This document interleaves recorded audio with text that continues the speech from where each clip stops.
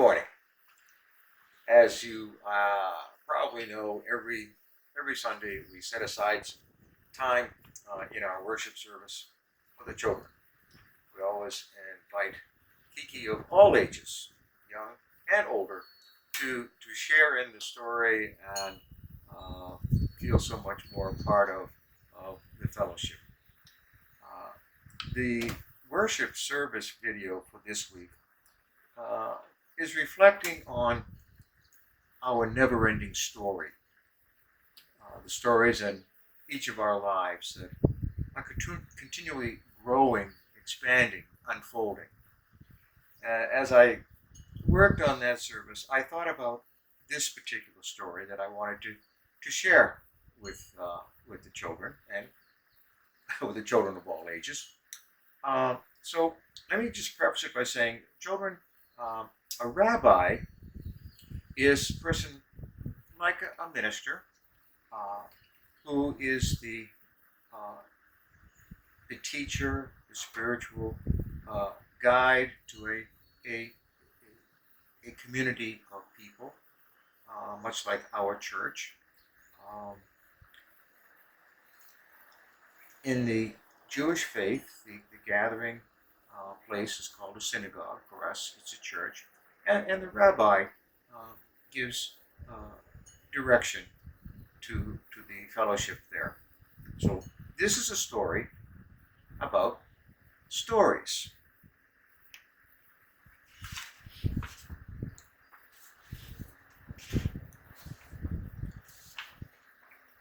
When the great rabbi Shem Tov saw misfortune threatening his community, it was his custom to go deep into the heart of the forest to ask God to help save his people. He would journey to a sacred place in the heart of the forest, and there he would say certain prescribed prayers, and he would light a fire in a ritual manner. Whenever he did this, God was always sure to listen to the people and would act to save them. Well, the great rabbi died and was succeeded by his disciple, who was a good and holy man, but he wasn't quite as wise as his teacher. Again, misfortune struck the little community, and the rabbi journeyed into the heart of the forest. And when he arrived at the sacred spot, he raised his eyes to heavens and said, "Master of the universe, listen to me. I don't know how to light the fire, but I do remember the prayers, and this must be good enough to save your people." God listened to him, and the people of the community were saved. All went along well for some time. Then this rabbi died and was succeeded by his disciple, who was also a good and holy man, though he wasn't quite as wise as was his teacher. Once again, there was trouble in the community, and the rabbi left his home and went into the heart of the forest. When he arrived there, he also raised his eyes to heaven and said, "Master of the universe, listen to me. I don't know how to light the fire, and worse than that, I don't even know the proper prayers. All I know is that this place is your sacred spot, and my being here must be enough to save your people." So God listened and once again saved the people. That rabbi died and was succeeded by his disciple, who was, of course, a good and holy man, though he was not as wise as his teacher. Once again, the small Jewish community was threatened, but this time the rabbi didn't journey into the heart of the forest.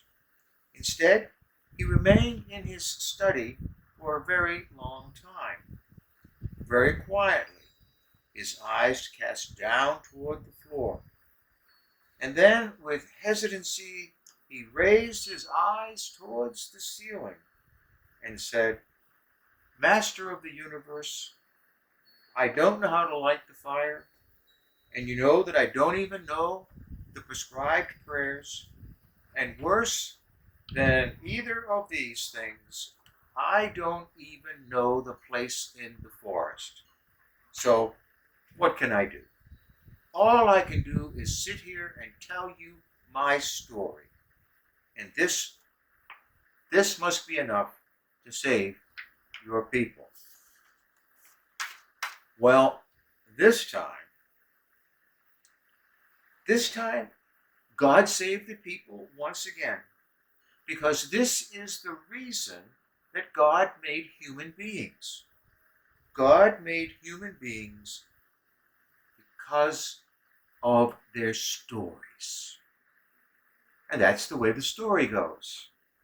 I guess the bottom line, don't be afraid to tell God your story in your own words. I think that's a very good thought for all of us. Tell our never-ending story because it's pleasing to God. Let's close with our prayer. Loving God, we ask your blessing upon the children in our household of faith. Guard and hold them safe. Give them the voice and the words to tell their story. And we pray, O God, that you will be listening. Amen.